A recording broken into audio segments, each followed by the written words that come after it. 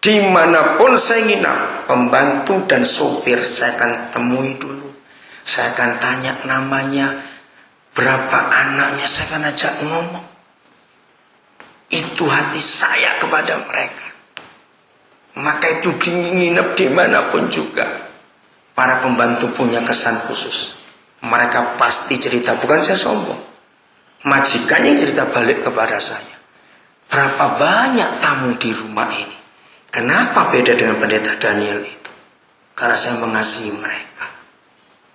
Saya beritahu majikan-majikan, urus mereka. Walaupun gak usah dikristenkan, enggak harus. Ayo kita perhatikan pada jiwa-jiwa itu. Wah, tapi mereka Islam. Loh, apa Yesusnya itu orang Kristen? Kita gak usah ganggu otak-atik agamanya, biarin. Pernah mikir itu enggak, saudara? Gak usah yang jauh-jauh.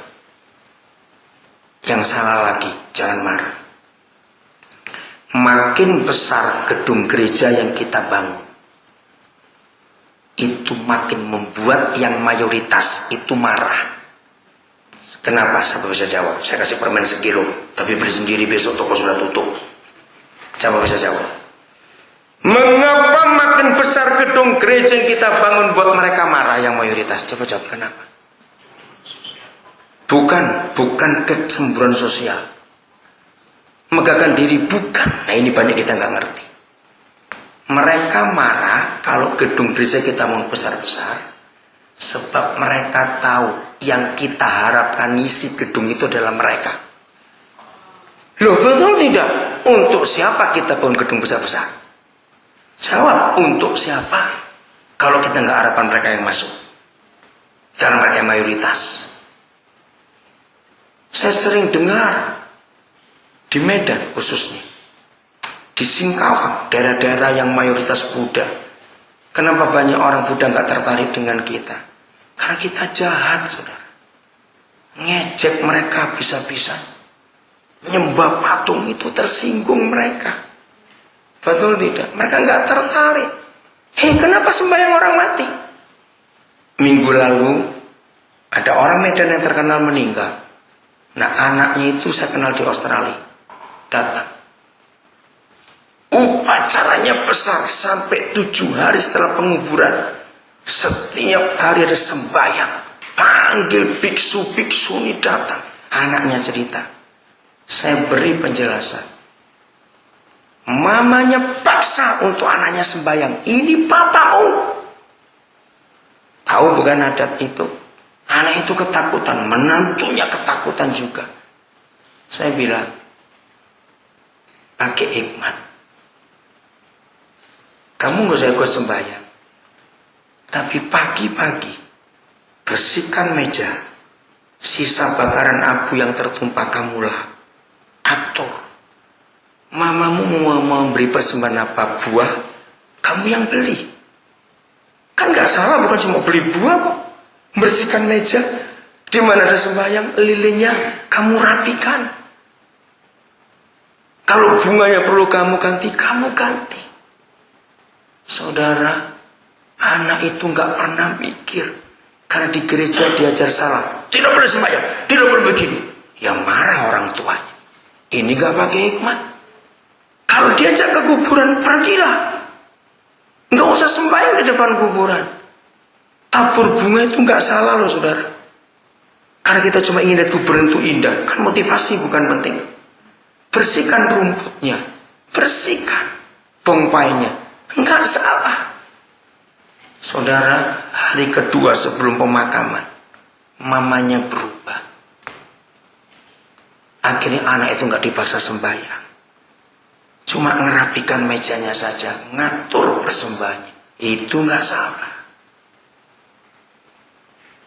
Ketika pemakaman terjadi, harus begini seperti itu gimana? Saya bilang, ikuti. Toh, kalau harus misalnya jalan begini, harus pakai ini. Bukan untuk papamu. Kalau kamu suruh berdoa berdiri di depan peti, berdirilah. Tapi katakan kepada Tuhan Yesus. Apa salah itu? Tidak. Karena kita nggak sembahyang untuk yang mati. Jangan nyinggung perasaan mereka. Amin. Supaya kita bisa memenangkan mereka sebanyak-banyaknya. Jadi harus pakai hikmat untuk melihat itu. Ayat terakhir, kalau nggak pulang-pulang ini. Saya sudah bicara tentang jiwa-jiwa itu, hati saya betul-betul terbakar dan membara. 1 Timotius 2. Satu-satunya ayat di Alkitab, bukan 2, bukan 3, 1. Jadi nggak usah sulit. Satu-satunya ayat di Alkitab yang memberitahukan kita apa yang Papa kehendaki. Enggak 2, enggak 3, cuma 1. Itulah ayatnya. Ayat 4. Saudara, berapa banyak orang puasa, orang Kristen? Aduh, saya juga jengkel berarti. Kalau ada orang puasa, saya pasti tanya, kamu puasa untuk apa? 90 sekian persen orang Kristen yang puasa pasti ada kata mencari kehendak Tuhan, iya atau tidak? Itu salah. Kehendak Papa kita nggak usah dicari pakai puasa, sudah ditulis. Katakan amin. Ngapain dicari lagi? Musuh ditulis apa kehendaknya? Lu baca ayat. Yang menghendaki apa? Supaya berapa orang diapakan? Diselamatkan, bukan dikristenkan. Supaya mereka, untuk mereka apa? Memperoleh pengetahuan tentang apa? Kebenaran. Sudah jelas itu kehendak Tuhan. Gini, yang ditanya, saya tanya, kamu puasa untuk apa? Aduh, pusing. Nyari sekolah anak ini mau sekolah di mana? Ya ampun, cari sekolah anak aja kok pakai puasa. Carilah brosur sebanyak-banyaknya. Lalu milih yang baik, yang murah mana. Kan ketemu, nggak usah puasa. Amin kan cepat. Yang lain lagi saya tanya, kamu tuh puasa untuk apa? Kami ini rasanya sudah harus pindah dari Medan, tapi bingung antara Australia, Amerika, atau Kanada. Itu pun gak usah puasa, saudara, kasihan Tuhan kok gitu diganggu surga ini. Carilah koneksi sebanyak-banyaknya, lalu negara mana yang dapat visanya gampang, berangkatlah. Gampang tidak? Gak usah puasa. Yang lain lagi, kenapa kamu puasa? Kami ini mau pindah rumah, kontrakan rumah kami habis. Rasanya kami harus beli.